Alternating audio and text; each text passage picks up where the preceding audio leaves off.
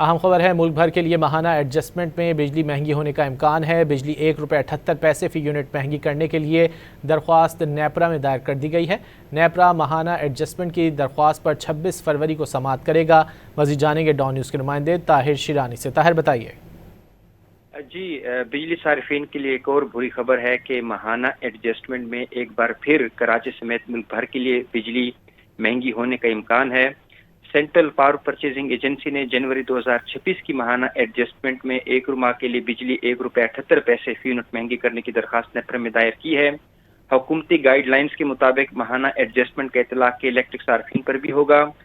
जनवरी की माहाना एडजस्टमेंट का इतलाक आइंदा माह मार्च के बिलों में किया जाएगा।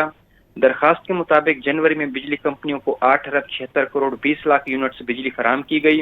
गुज़श्ता महीने बिजली की फी यूनिट लागत ₹12.17 फ़ी यूनिट रही और रेफरेंस लागत ₹10.39 फ़ी यूनिट मुकर्रर थी।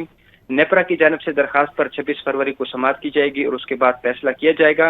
इस वक्त कराची समेत मुल्क भर के लिए दिसंबर 2025 की माहाना एडजस्टमेंट लागू है और दिसंबर 2025 की माहाना एडजस्टमेंट में बिजली 28 पैसे फ़ी यूनिट महंगी की गई थी। जी ताहिर शिरानी, बहुत शुक्रिया इन तफसीलात के लिए।